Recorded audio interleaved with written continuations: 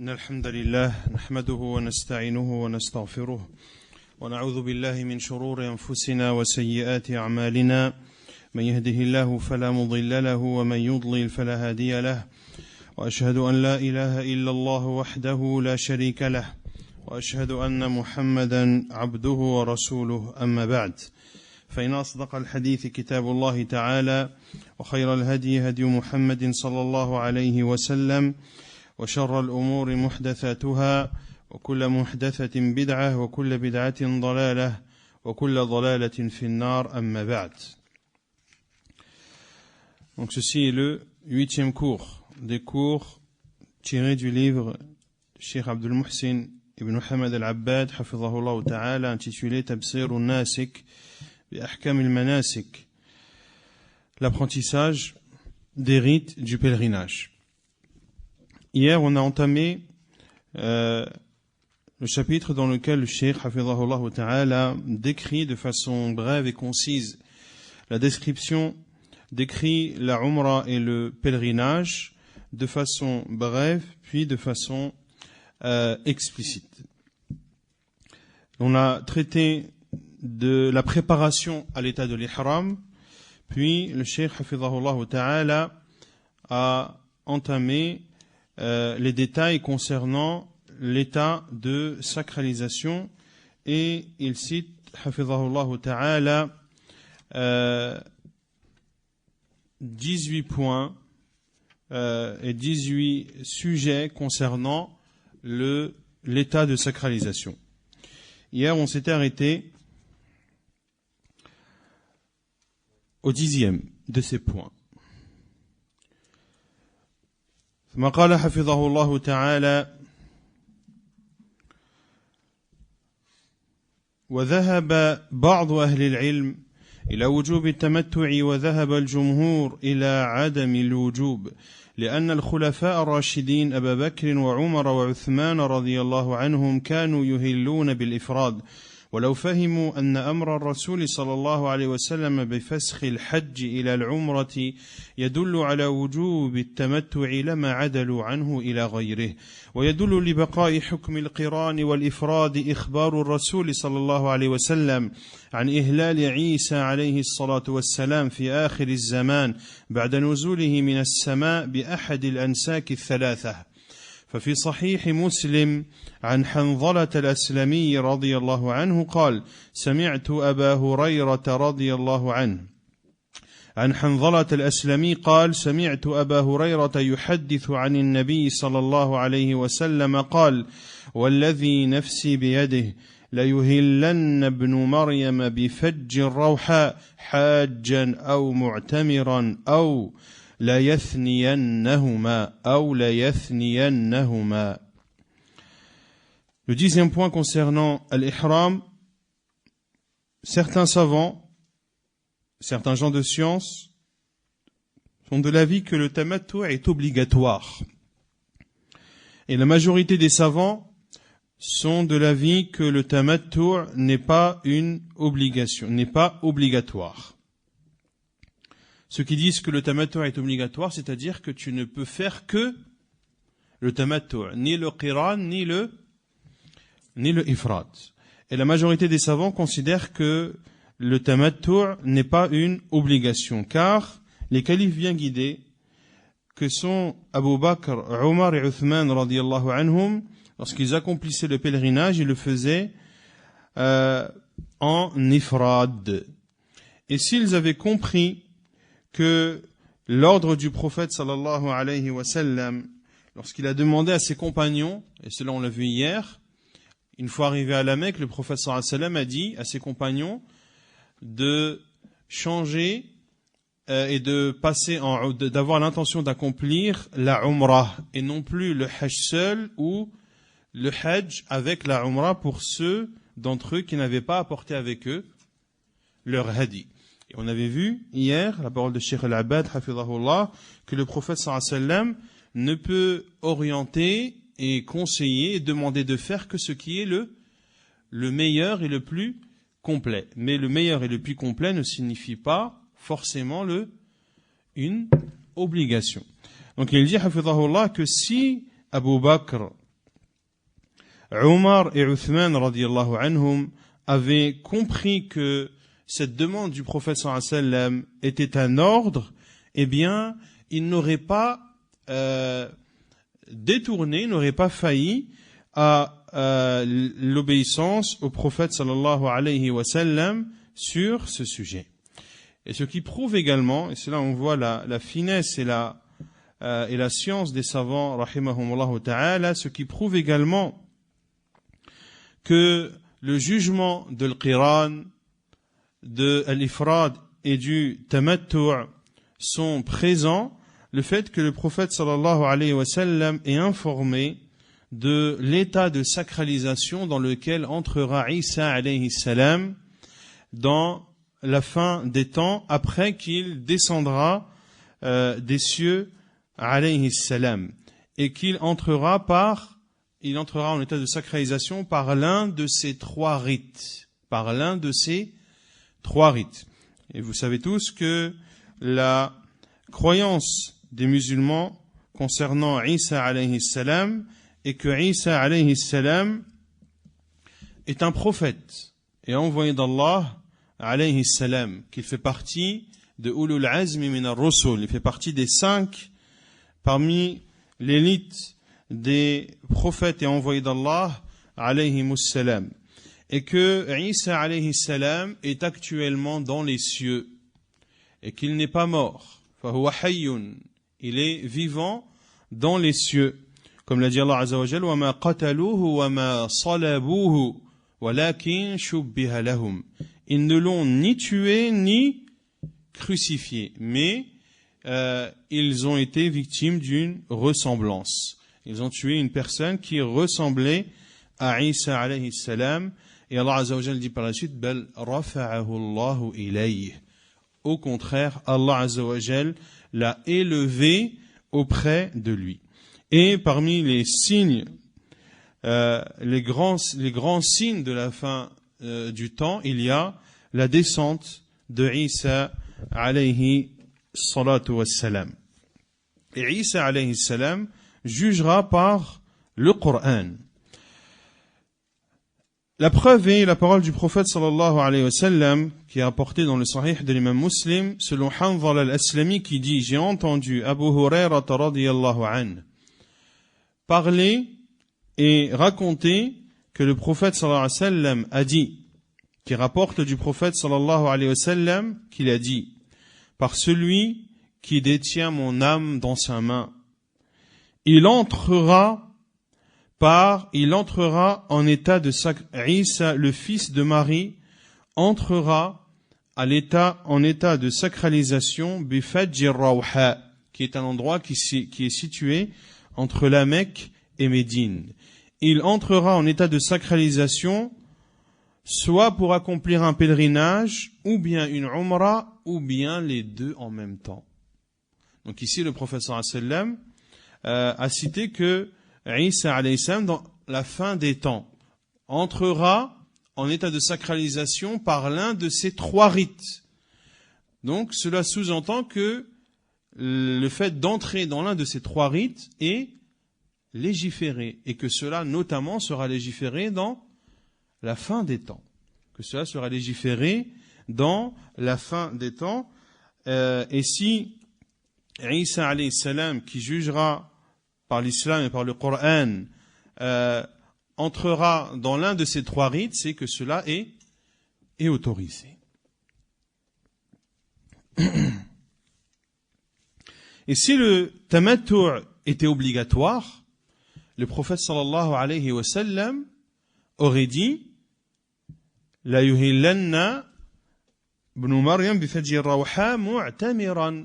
Si le tamattu' était obligatoire, le prophète sallallahu alayhi wa sallam se serait contenté de dire que Isa rentrerait en état de sacralisation pour accomplir une umrah. Une umrah, bien sûr, qui fait partie du rite du tamattu'.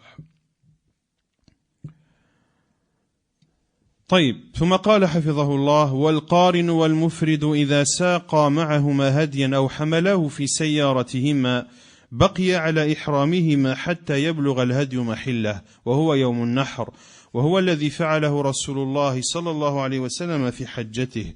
وإذا لم يسوقاه أو يحملاه فالأفضل في حقهما فسخ إحرامهما إلى عمرة لما تقدم من أمره صلى الله عليه وسلم بذلك.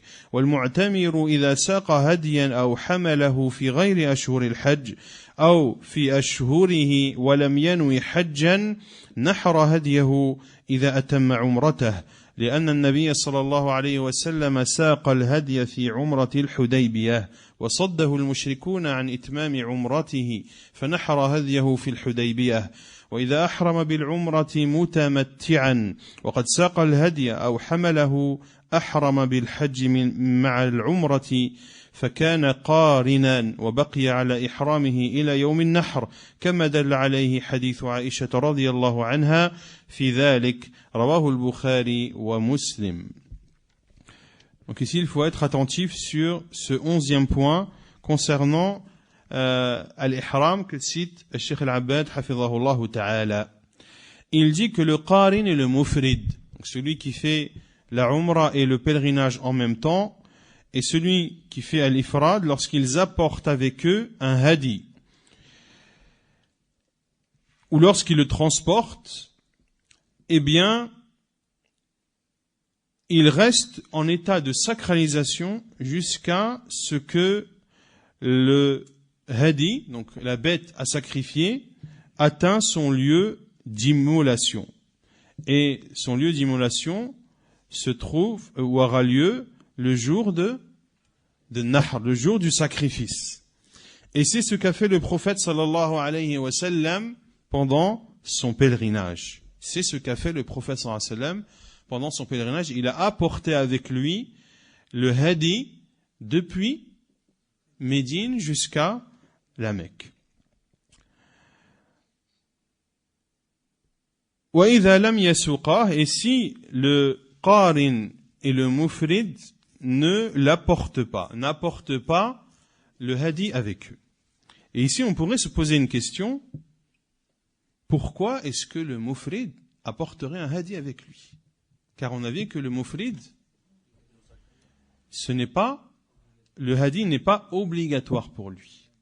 Mais le fait que ce n'est pas obligatoire, est-ce que cela signifie que c'est interdit? Non. Donc, car on le verra par la suite que le prophète sallallahu alayhi wa sallam l'a fait aussi pour une umrah. Et ça, c'est un acte que peu de gens connaissent, et de ce fait, peu de gens le mettent en pratique. Et on verra par la suite, Inch'Allah ta'ala,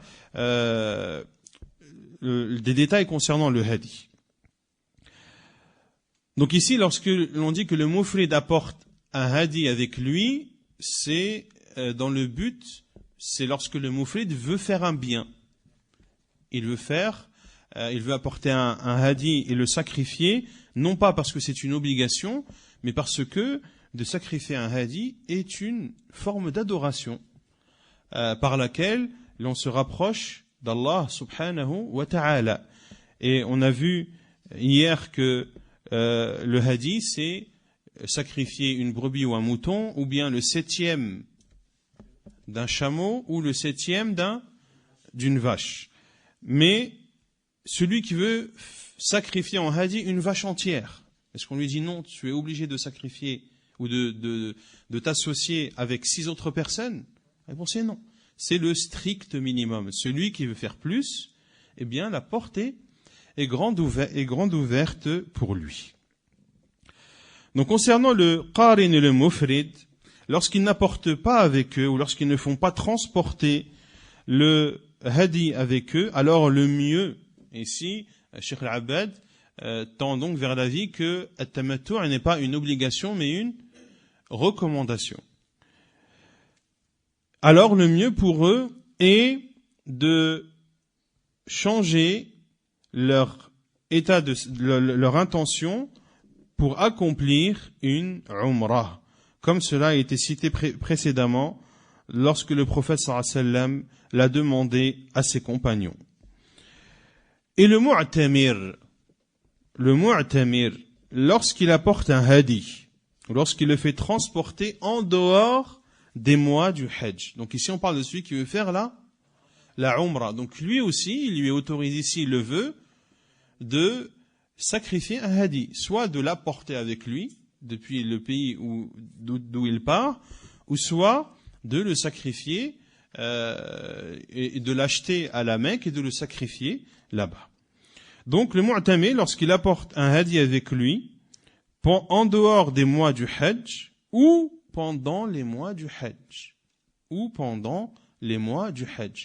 car on peut très bien accomplir une Umrah indépendante pendant la Umrah du Hajj, sans que cette Umrah ne soit considérée comme une Umrah de tamattu'. On a vu que le moment dans lequel on peut accomplir la Umrah, c'est toute l'année. Il n'y a pas de restriction à cela.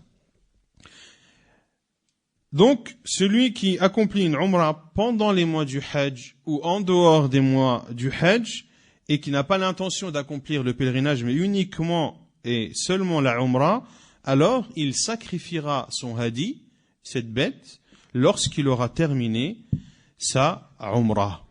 Car le prophète sallallahu alayhi wa sallam, dans la Umrah de l'Hudaybiyah, qui est appelée Umrah de l'Hudaybiyah, le prophète sallallahu alayhi wa sallam s'est vu refuser par les polythéistes l'entrée à la Mecque pour accomplir sa Umrah. Et le prophète sallallahu alayhi wa sallam a alors sacrifié le hadi qu'il avait apporté avec lui à Al-Hudaybiyah, à l'endroit où il a été stoppé par les polythéistes. Combien de Umrah a fait le prophète sallallahu alayhi wa sallam? 4. La première était Umrat Al-Hudaybiyah. La deuxième, c'est la Umrah qui est appelée Umratul Qada. Car le prophète sallallahu alayhi wa sallam, lorsqu'il a été empêché par les polythéistes d'entrer à la Mecque pour y accomplir la Umrah, il y a eu un accord entre le prophète sallallahu alayhi wa sallam et les polythéistes. Et parmi les clauses de cet accord, que le prophète sallallahu alayhi wa sallam pourrait faire la Umrah l'année suivante. Et c'est ce qu'a fait le prophète sallallahu alayhi wa sallam. Il a fait la Umrah l'année suivante. Et c'est pour cela qu'elle a été appelée Umratul Qada, la Umrah du rattrapage. La troisième Umrah qu'a accompli le prophète sallallahu alayhi wa sallam, c'est la Umrah appelée Umrat al-Ju'arranah, que le prophète sallallahu alayhi wa sallam a fait après la bataille de Hunayn. Et la quatrième Umrah qu'a fait le prophète sallallahu alayhi wa sallam, c'est la Umrah qui est incluse dans le pèlerinage, notamment lorsque le prophète sallallahu alayhi wa sallam a fait le pèlerinage Qarinan. Et puis Cheikh Al-Abbad cite un autre cas, celui qui entre en état de sacralisation pour accomplir une Umrah dans le but de faire le tamattu' et décide de prendre avec lui le hadi ou de le faire transporter. Alors, il devra entrer en état de sacralisation pour accomplir le hajj et la umrah en même temps. Autrement dit, il devra changer et passer du tamattu' vers le qiran. Pourquoi? Parce qu'il a apporté le hadi. Pourquoi est-ce que lorsqu'on apporte le hadi et qu'on avait l'intention d'accomplir le tamattu', on doit passer en qiran? Quelle est la preuve qu'il doit obligatoirement passer en qiran? Non. La preuve est la parole d'Allah Azza wa Jal. وَلَا تَحْلِقُوا رُؤُوسَكُمْ حَتَّى يَبْلُغَ الْهَدْيُ مَحِلَّهُ. Et ne rasez pas vos cheveux jusqu'à ce que le hadi arrive à son endroit d'immolation. Et son endroit d'immolation, c'est le Yawm al-Nahar. Donc le mutamati' n'aura pas le droit de se raser avant le jour où il sacrifiera son hadi, le jour de l'Eid.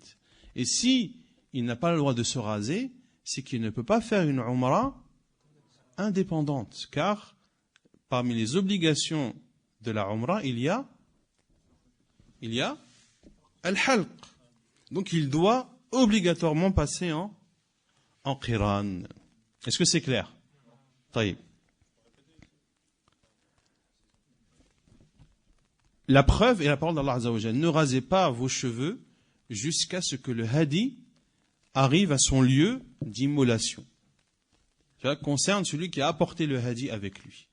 Or, si tu pars en tamattu' et que tu ramènes ton hadi avec toi et que tu restes en tamattu', qu'est-ce que tu vas faire? Tu vas faire ta umrah. À la fin de ta umrah, qu'est-ce que tu vas faire? Tu vas te couper les cheveux. Or Allah Azza wa Jalla dit, voilà, tahliqu ru'usakum. Ne rasez pas vos cheveux. Donc si tu ne peux pas raser tes cheveux, eh bien tu es obligé de changer de rite et de passer du tamattu' au qiran. Donc le mot tamattu', soit il apporte avec lui le hadi, dans ce cas, il est obligé de changer en qiran, ou soit il n'apporte pas le hadi il l'achètera là-bas. Une fois arrivé à la Mecque, il l'achètera. Donc il ne l'a pas apporté avec lui, mais il l'a acheté et tué lui-même et sacrifié lui-même ou a mandaté quelqu'un pour le faire pour lui. Dans ce cas, il fait son tamattu' de façon normale. طيب. Concernant le hadi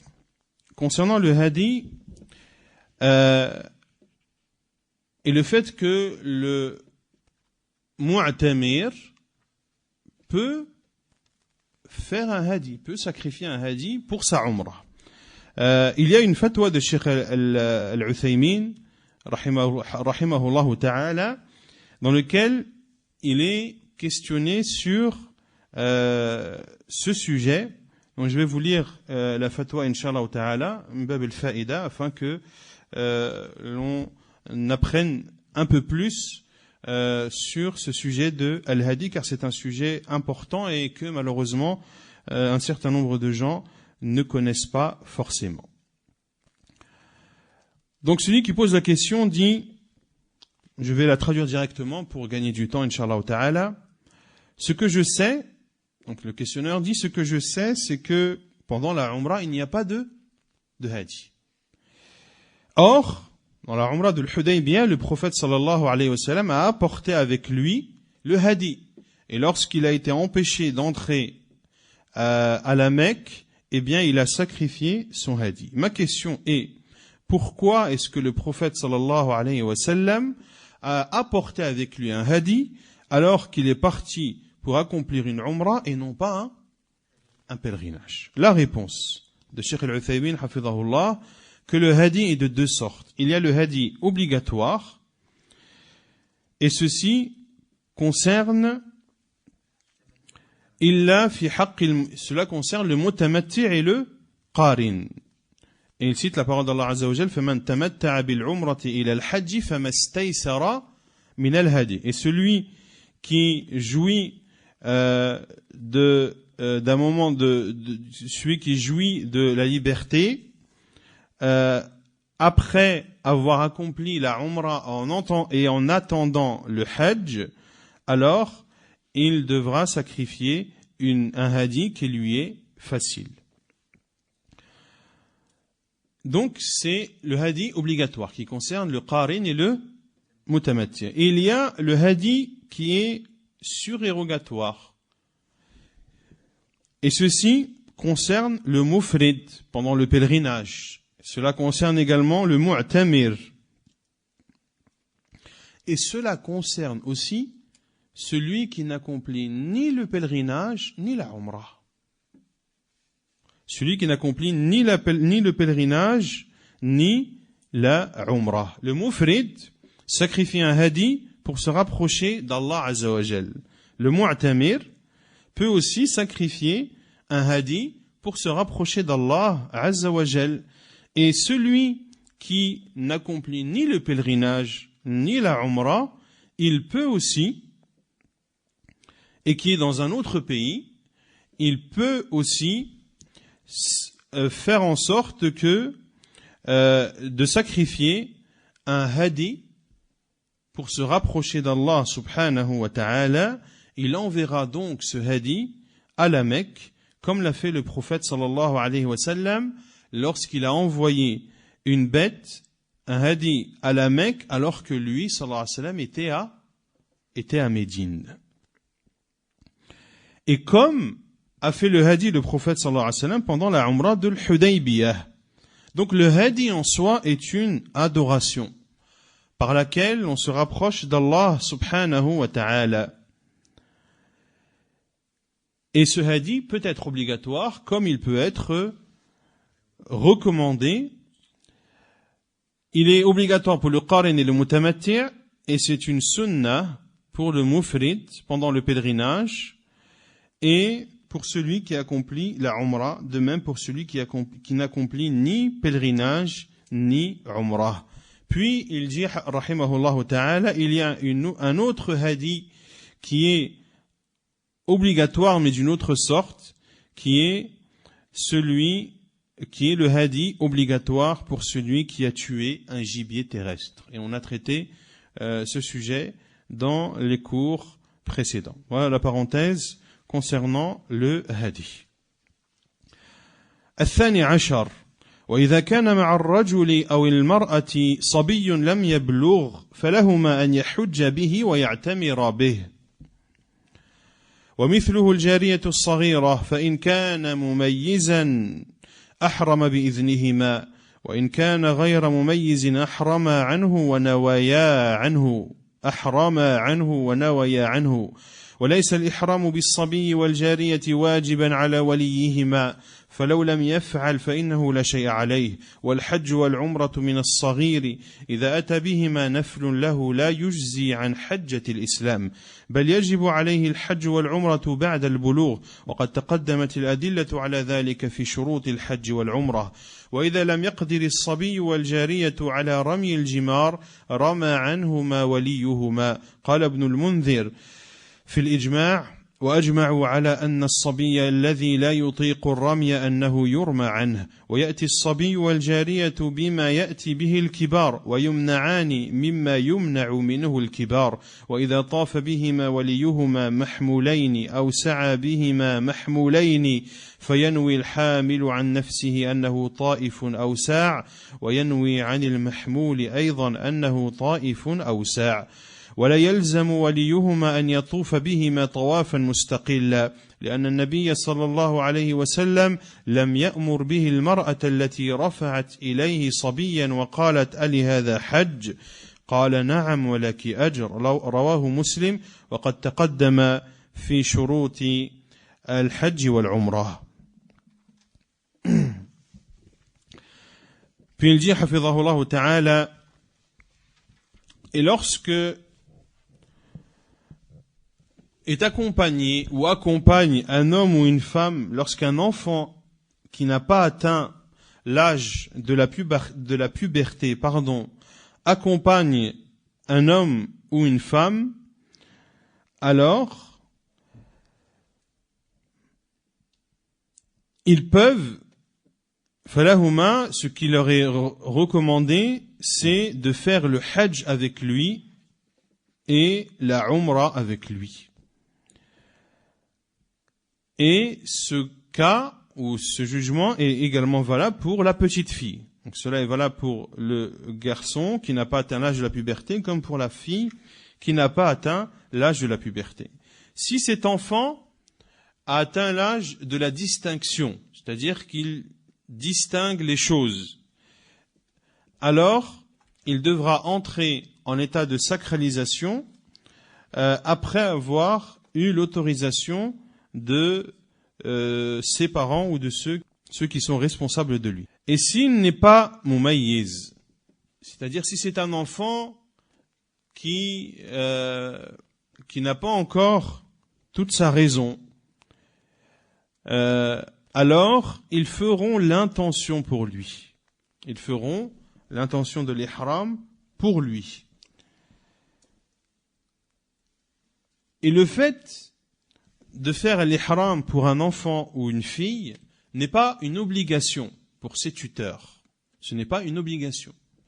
Lorsque tu vas accomplir le hajj ou la umrah et que tu es accompagné de ton enfant par exemple, tu n'es pas obligé de lui faire la umrah ou le pèlerinage. Cela est recommandé, mais ce n'est pas une obligation. Celui donc qui ne le fait pas, il n'y a point de mal pour lui. Et concernant le hajj et la umrah du petit ou de la petite, lorsque ceux-ci sont accomplis, eh bien, ils sont considérés comme des actes surérogatoires pour cet enfant, et cela ne l'exempte pas d'accomplir le pèlerinage obligatoire de l'islam. Et il lui sera obligatoire d'accomplir le pèlerinage et la umrah, bien sûr, s'il en a la capacité et les possibilités, après l'âge de la puberté, et les preuves de cela ont été citées lors du chapitre des conditions du hajj et de la umrah. Et si le garçon ou la fille n'ont pas la possibilité, s'ils accomplissent le pèlerinage, n'ont pas la possibilité de lapider les stèles, alors ceux qui ont leur responsabilité le feront pour eux. Ibn al-Mundhir, dans son livre Al-Ijma', a dit, et ils sont unanimes, c'est-à-dire les savants, que le garçon qui n'a pas la possibilité de lapider la stèle ou les stèles, que l'on lapide pour lui. Et bien sûr, cela est valable pour la fille également. Le garçon et la fille feront ce que font les grands. Et ils doivent être empêchés de faire ce que les grands n'ont pas le droit de faire, notamment mahdhurat al-ihram, les interdits de al-ihram. Ceux qui ont la responsabilité de ces enfants doivent faire en sorte qu'ils n'accomplissent pas ces interdits.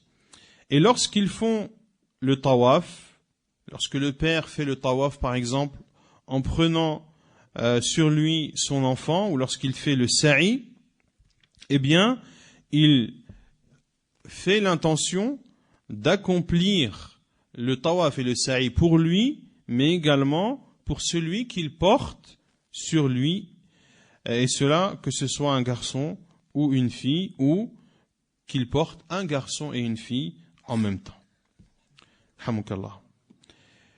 Il n'est pas obligatoire pour le parent de faire un tawaf indépendant, de faire un tawaf pour lui et un tawaf pour son enfant. Non. Car le prophète sallallahu alayhi wa sallam n'a pas ordonné cela à la femme qui a levé son enfant au prophète sallallahu alayhi wa sallam et a dit, ô envoyé d'Allah, est-ce qu'il y a un pèlerinage pour lui? Et le prophète sallallahu alayhi wa sallam a dit oui, et tu as la récompense. Et dans ce hadith, le prophète sallallahu alayhi wa sallam n'a pas dit à la femme que tu dois faire un tawaf pour toi et un tawaf pour lui, ou un sa'i pour toi et un sa'i pour lui. Et cela a été cité, et ce hadith a été cité dans le chapitre des conditions du pèlerinage et de la umrah. الثالث عشر وإذا مرت المرأة الحائض أو النفساء بالميقات وهما يريدان الحج أو العمرة فإنهما ينويان الدخول في النسك ويفعلان ما يفعله غيرهما إلا الطواف بالبيت فإنهما يأتيان به بعد الطهر والاغتسال لحديث جابر الطويل في صفة حج النبي صلى الله عليه وسلم وفيه فخرجنا معه حتى أتينا ذا الحليفة فولدت أسماء بنت عميس محمد بن أبي بكر فأرسلت إلى رسول الله صلى الله عليه وسلم كيف أصنع؟ قال اغتسلي واستثفري بثوب وأحرمي رواه مسلم. ولحديث عائشة رضي الله عنها أنها أحرمت بعمرة مع النبي صلى الله عليه وسلم في حجة الوداع فجاءها الحيض حتى خرج الناس من مكة للحج وهي لم تطهر فأمرها النبي صلى الله عليه وسلم أن تحرم بالحج مع عمرتها وتكون بذلك قارنا وقال صلى الله عليه وسلم افعلي ما يفعل الحاج غير أن لا تطوفي بالبيت حتى تطهري رواه البخاري ومسلم. Le troisième cas que cite Cheikh Al-Abbad hafidhahullah ta'ala concerne la femme indisposée ou qui a ses lochis. Lorsqu'elle est amenée à passer le miqat, donc cette délimitation terrestre, en voulant accomplir le pèlerinage et la umrah. Que doit faire la femme indisposée ou qui a s'élochie lorsqu'elle arrive au miqat et qu'elle veut accomplir le hajj ou la umrah ou le hajj et la umrah. Il dit, hafidhahullah, qu'elles doivent avoir l'intention d'entrer dans le rite qu'elles souhaitent, que ce soit la umrah ou le hajj ou la umrah et le hajj. Et elles font ce que font les autres personnes en dehors du tawaf autour de la Kaaba. Elles feront le tawaf après être pures et s'être lavées. Après être pures, donc lorsque les menstrues ou les lochis seront terminés et qu'elles se soient lavées. La preuve est le hadith de Jabir, le long hadith de Jabir rapporté par Muslim, dans lequel il décrit le pèlerinage du prophète sallallahu alayhi wa alihi wa sallam. Et il dit, Jabir dans ce récit, nous sommes sortis avec le prophète sallallahu alayhi wa sallam, donc de Médine, jusqu'à ce que nous soyons arrivés à Dhul Hulayfa. Et Asma bint Umays a mis au monde Muhammad ibn Abi Bakr. Asma bint Umays qui est l'épouse d'Abu Bakr as-Siddiq, radiyallahu anhu, et elle a mis au monde le fils d'Abu Bakr, Muhammad.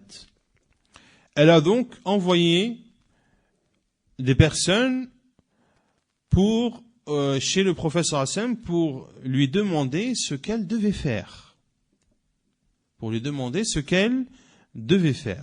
Et le prophète sallallahu alayhi wa sallam lui a dit de se laver, de se protéger, ses parties intimes par un tissu ou par un vêtement et d'entrer en état de sacralisation. Et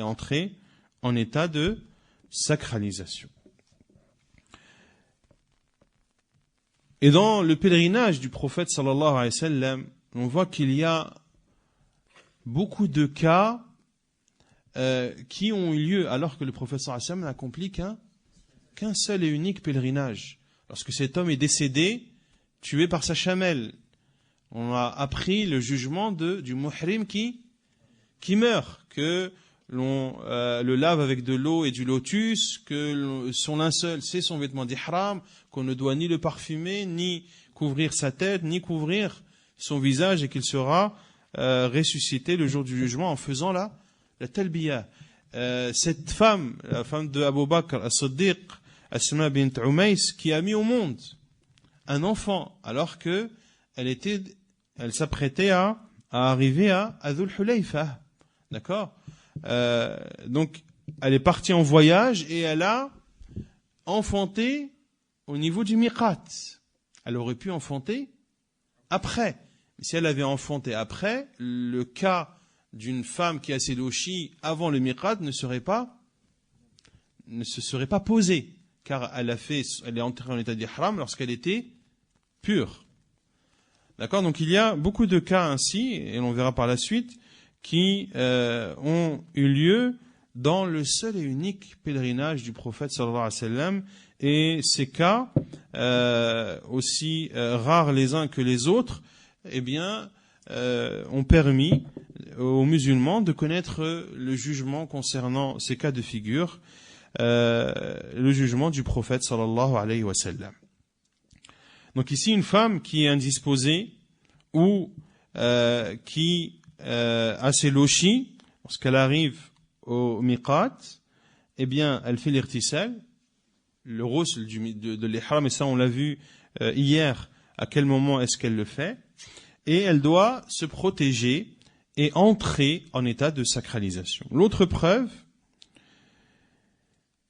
est le hadith de Aïcha, radiyallahu ta'ala anha, et le fait également que Asma bint Umays radiyallahu anha ait voyagé alors qu'elle s'apprêtait à accoucher. Donc elle était dans la fin de sa grossesse.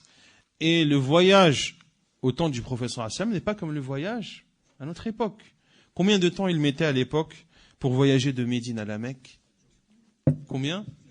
9 jours. Il mettait 9 jours. Et il se déplaçait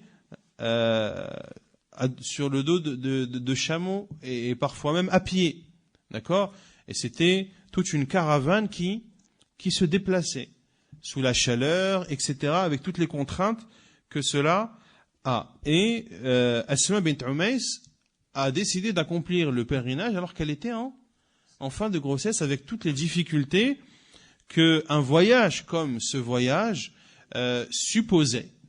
Et cela nous montre que les femmes d'avant ne sont pas comme les femmes d'aujourd'hui. Et pour être juste, on dit aussi que les hommes d'avant ne sont pas comme les hommes d'aujourd'hui. طيب. Et la preuve également est le hadith de Aïcha radiallahu anha qui est entrée en état de sacralisation pour accomplir une umrah avec le prophète sallallahu alayhi wa sallam lors du pèlerinage d'adieu. Donc Aïcha radiallahu anha, lorsqu'elle est partie accompagner le prophète sallallahu alayhi wa sallam pour accomplir le pèlerinage, le prophète sallallahu alayhi wa sallam était qarin et Aïcha radiallahu anha a fait l'ihram de la umrah. Donc elle voulait accomplir un tamattu'.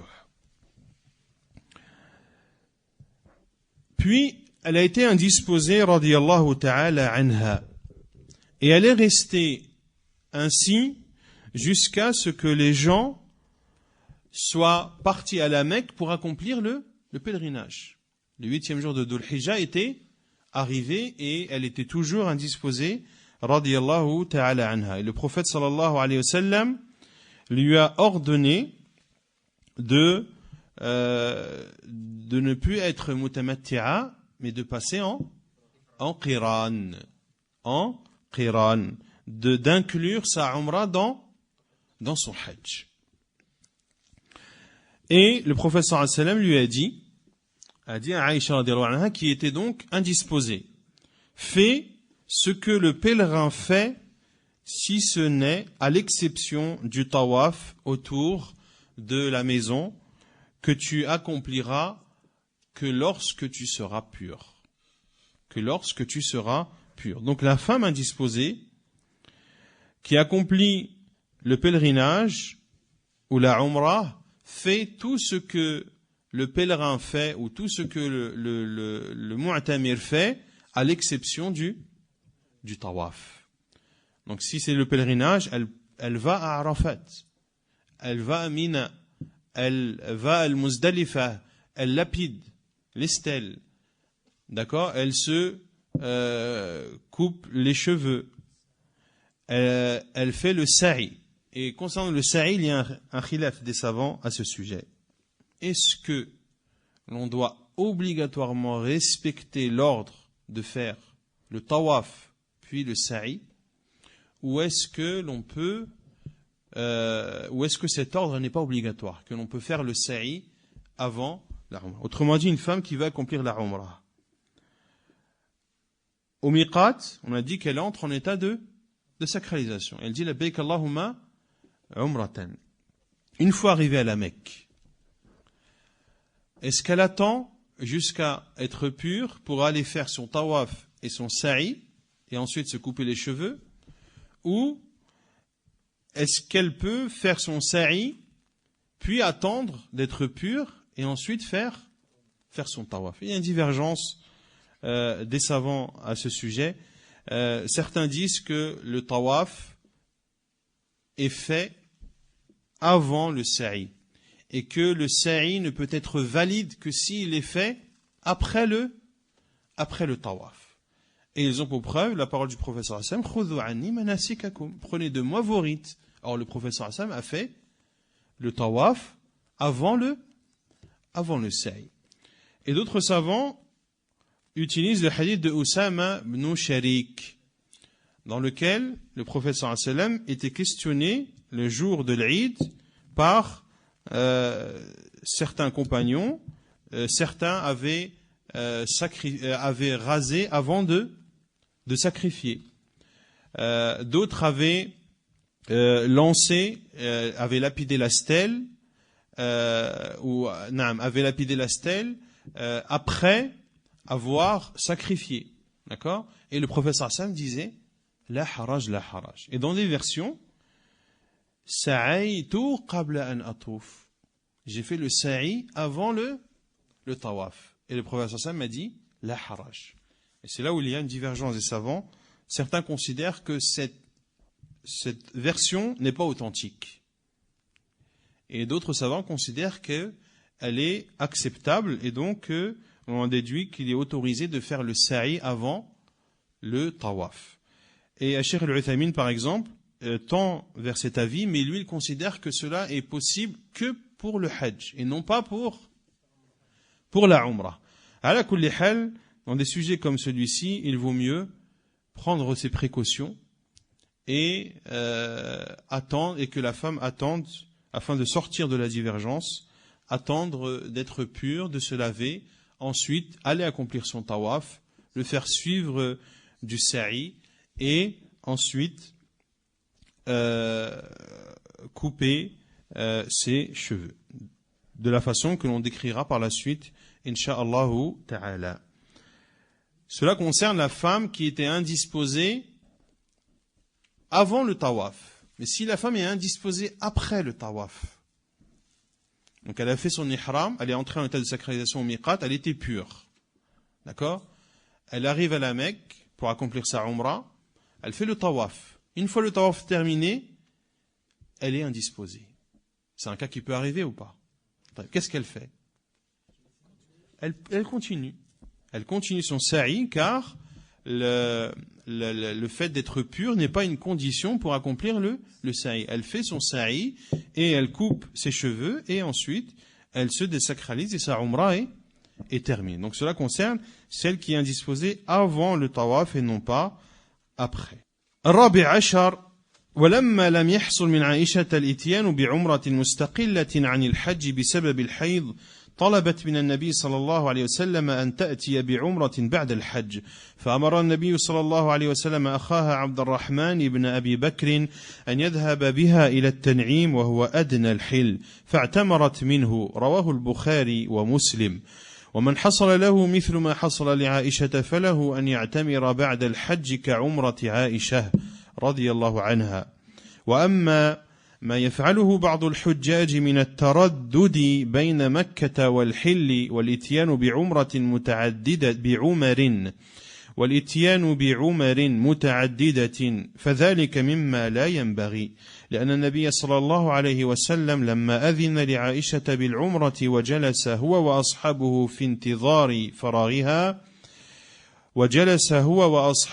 في انتظار فراغها من العمرة لم يرشد أصحابه إلى أن يأتوا بعمرة كعمرة عائشة رضي الله عنها ولا سيما ما يترتب على ذلك من كثرة الزحام والتضييق على الطائفين والساعين والرسول صلى الله عليه وسلم عمره كلها وهو داخل إلى مكة ليس منها شيء أتى به وهو خارج من مكة.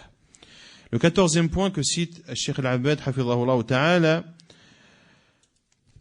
est toujours la continuité de ce qui est arrivé à Aïcha radiyallahu anha lorsqu'elle est arrivée à la Mecque indisposée avant d'avoir accompli le tawaf. Donc, lorsque le pèlerinage est entré, le prophète sallallahu alayhi wa sallam lui a dit de passer en qiran. C'est ce qu'elle a fait radiyallahu ta'ala anha. Et le qiran, celui qui fait le qiran n'accomplit pas de umrah indépendante. La umrah est inclue dans le hajj. Et Aïcha radiyallahu anha et d'autres épouses du prophète sallallahu alayhi wa sallam, elles ont accompli le tamattu'.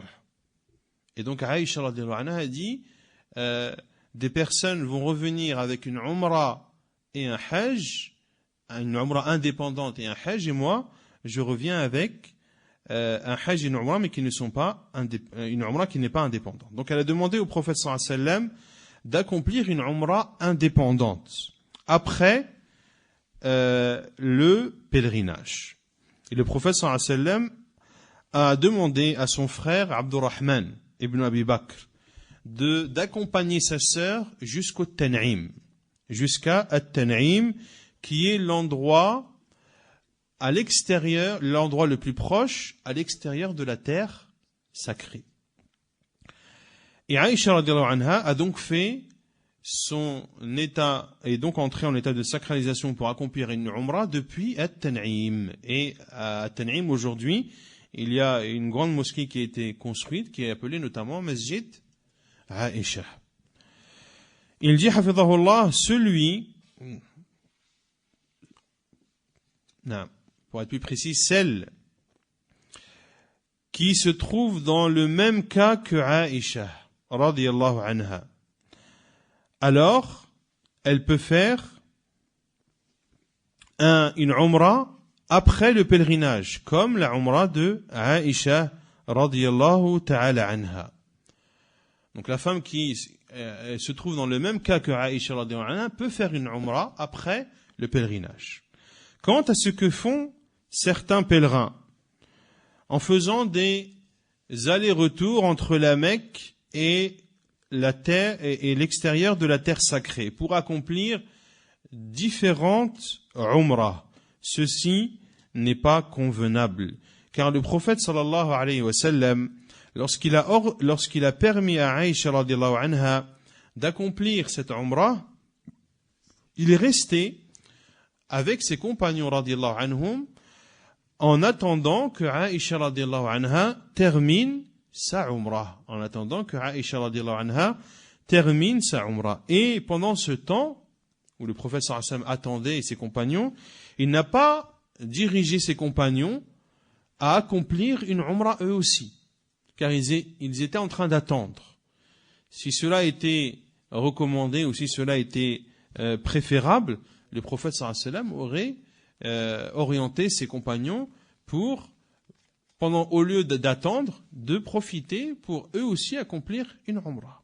Et d'autres savants disent même que le prophète sallallahu alayhi wa sallam aurait dit à qui? À Abdurrahman ibn Abi Bakr, au frère de Aïcha qui l'accompagnait. Donc lui, il partait avec sa sœur. Et le prophète sallallahu alayhi wa sallam ne lui a pas dit profite de cet accompagnement pour toi aussi accomplir une umrah en compagnie de ta sœur. Ceci indépendamment de ce que ceux qui font ces umrahs à répétition, sans compter donc cela indépendamment de ce que cela cause comme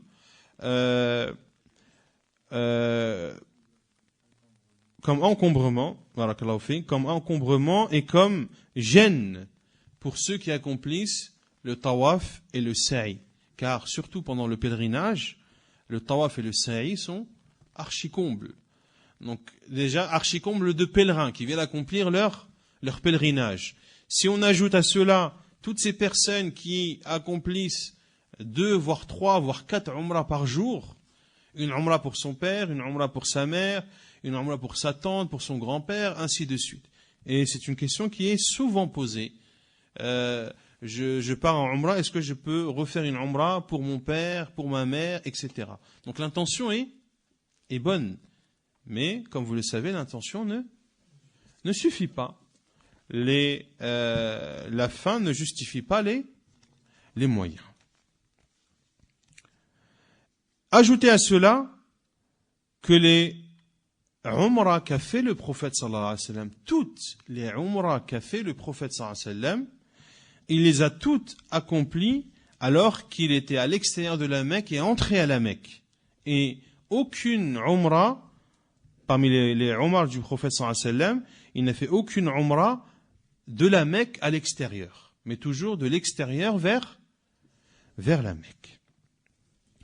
الخامس عشر يكون اللباس في الإحرام إزارا ورداء لقول النبي صلى الله عليه وعلى آله وسلم وليحرم أحدكم في إزار ورداء ونعلين رواه الإمام أحمد من حديث عبد الله بن عمر رضي الله عنهما وإسناده صحيح على شرط البخاري ومسلم ويستحب أن يكونا أبيضين نظيفين وللمحرم غسلهما إذا اتسخا وإبدالهما عند الحاجة وله أن يغتسل أثناء إحرامه لأن النبي صلى الله عليه وسلم اغتسل عند دخوله مكة من بئر ذي طوى رواه البخاري عن عبد الله بن عمر رضي الله عنهما ولحديث أبي أيوب الأنصاري في ذلك رواه البخاري ومسلم.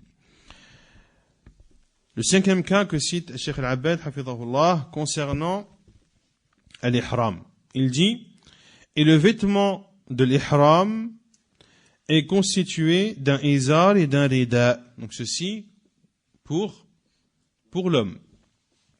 Al-izar qui est ce tissu blanc qui recouvre et qui cache la partie inférieure du corps, et al-rida qui est la partie qui cache qui est le vêtement qui cache la partie supérieure. Et lorsque l'on dit la partie inférieure pour l'homme, le izar doit cacher entre le nombril et le genou. Le nombril et le genou inclus ou non inclus? Inclus. Et cela nous amène à parler du laxisme d'un certain nombre de pèlerins qui, lorsqu'ils portent l'izar, eh bien, le izar ne couvre pas du nombril au genou.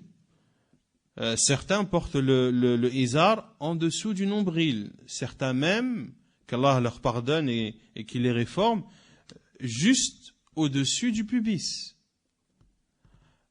Quant à couvrir le genou, je ne vous en parle pas.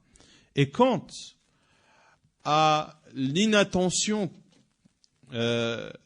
dont font preuve, l'inattention ou négligence en font preuve un certain nombre de pèlerins, c'est le fait qu'ils ne font pas attention à cacher leur partie intime lorsqu'ils sont amenés à s'asseoir ou à être dans des positions où leur partie intime peut être dévoilée. On voit des fois des hommes assis sur un trottoir par exemple, les jambes écartées. Et les passants voient leur partie intime. Wal'iyadhu billah. Donc le pèlerin doit faire attention à cela, notamment aussi pour les hommes qui accomplissent le pèlerinage à Mina, notamment à Mina ou à Arafat. Lorsque les pèlerins sont dans une seule et même tente, assis, lorsque tu es amené à te lever ou à t'asseoir ou à t'allonger, tu dois faire en sorte de ne pas montrer tes parties intimes, car le pèlerin n'a absolument rien en dessous de son ihram comme caleçon, slip ou autre. Quant au izar,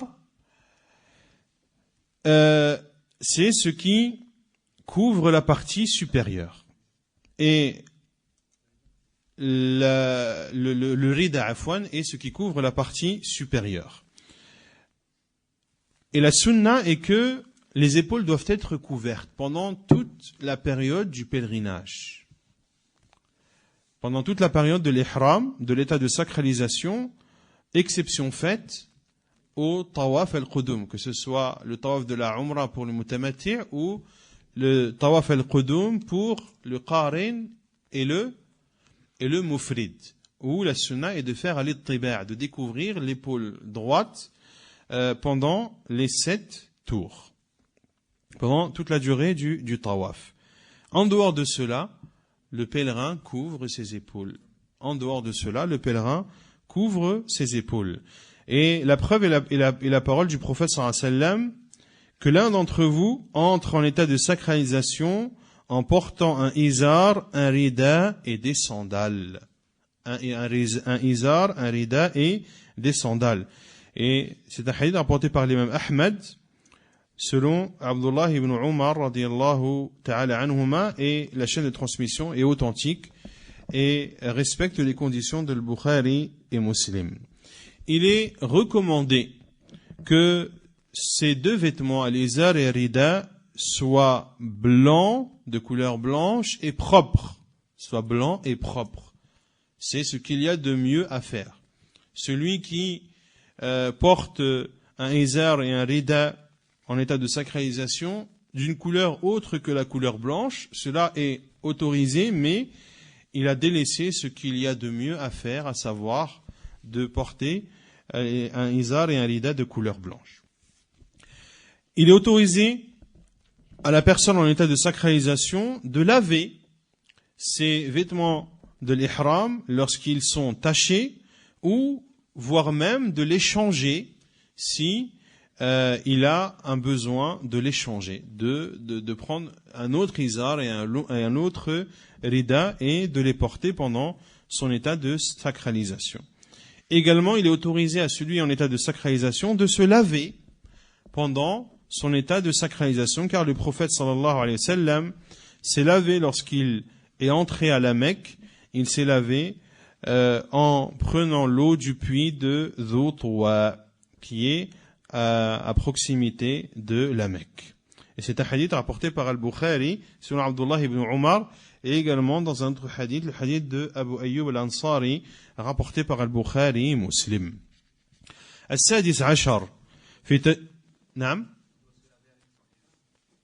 Non, tu te laves sans ihram. Tu enlèves ton ihram et tu te laves. Non.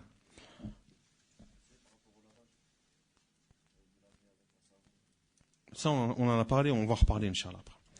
السادس عشر في تجرد الناسك من ثيابه المعتادة ولبسه إزارا ورداء واستواء الناس في لبس الإحرام لا فرق في ذلك بين الغني والفقير والأمير والمأمور في هذا التساوي في اللباس عند الإحرام تذكير بتساويهم في لباس الأكفان عند الموت فإذا تذكر المسلم ذلك استعد للموت بالأعمال الصالحة التي تقربه إلى الله زلفى.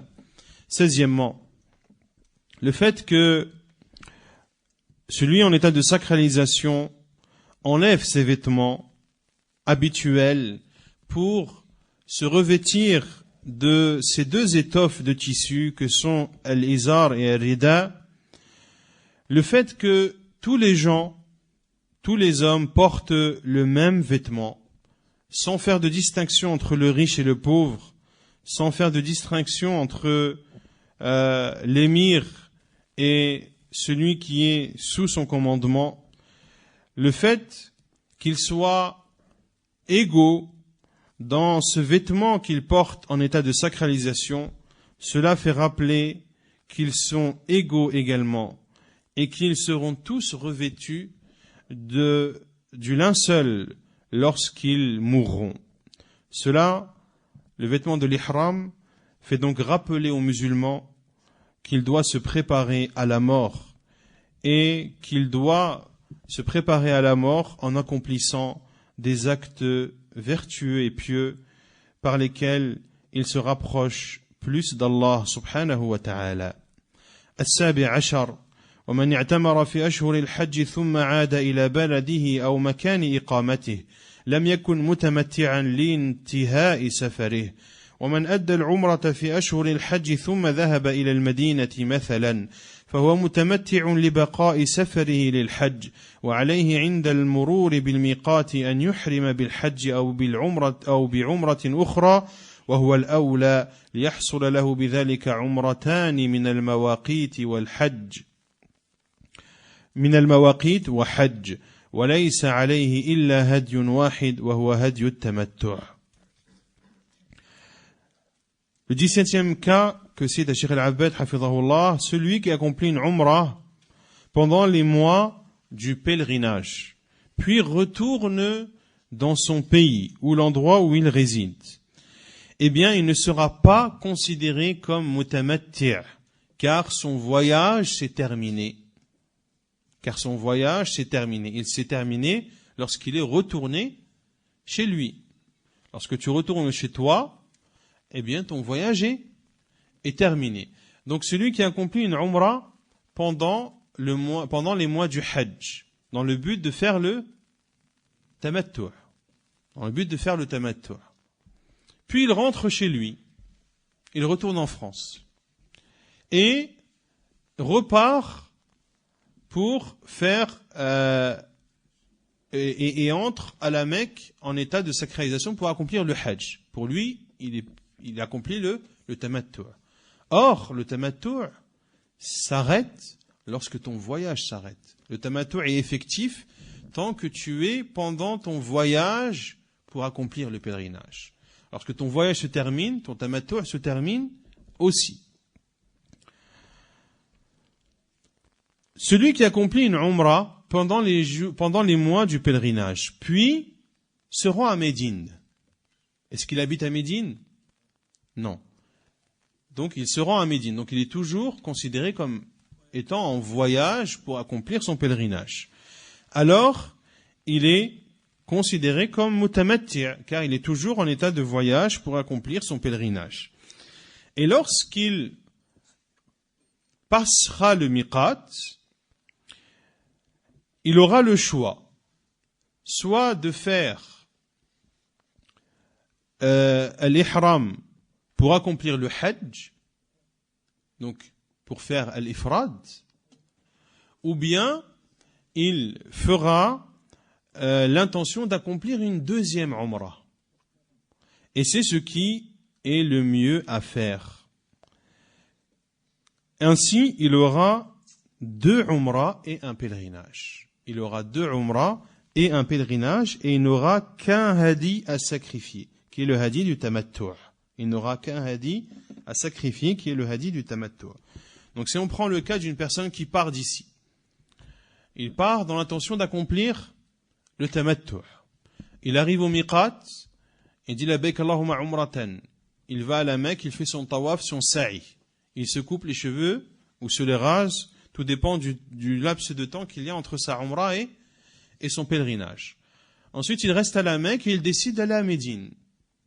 Il va à Médine. Lorsqu'il retourne à la Mecque, il va passer par le miqat de Dhul Hulayfa.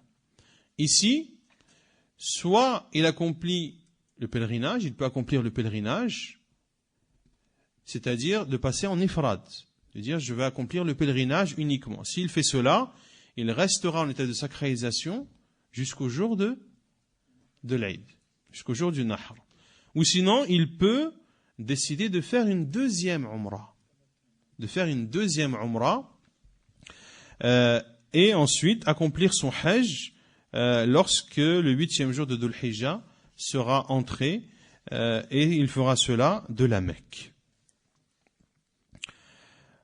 الثامن عشر نعم وهو الأولى, c'est ce qu'il y a de mieux à faire. بعمرة أخرى وهو الأولى, يعني de faire une deuxième umrah. Le fait de faire une deuxième umrah est ce qu'il y a de mieux à faire.